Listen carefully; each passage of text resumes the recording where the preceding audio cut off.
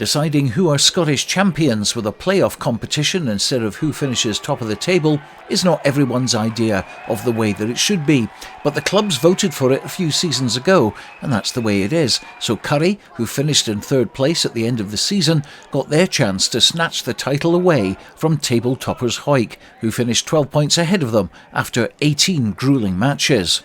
And they took full advantage in a carnival atmosphere at Mansfield Park by going into the lead on 3 minutes when a tap penalty produced this try from Rhys Davis. Jamie Forbes converted, and he was on form all afternoon with 6 successful kicks, which proved decisive.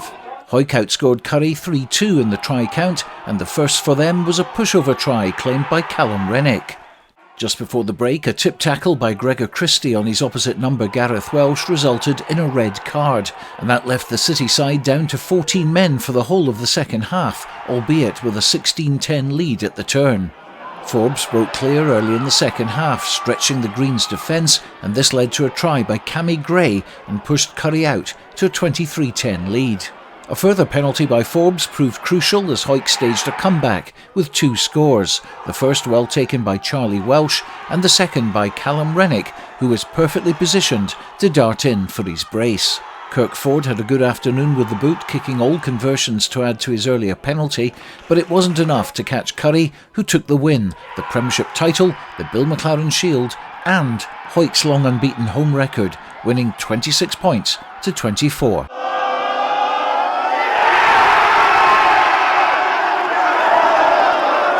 It was a busy weekend with 2 sevens competitions also taking place. First of all at Kelso, Melrose got their way to the final for a 24-15 victory over hosts Kelso to narrow the gap at the top of the Kings of the Sevens table, with tries like this one from Struan Hutchison.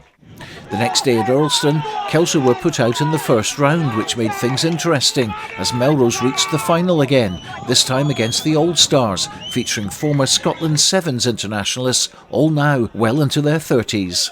Melrose were competitive, scoring tries like this from Bruce Colvin, but the Old Stars still had the nous and the fitness to go through the tournament unbeaten, with the likes of Mark Robertson, Lee Jones and Scott White getting on the scoreboard and eventually winning 31-28.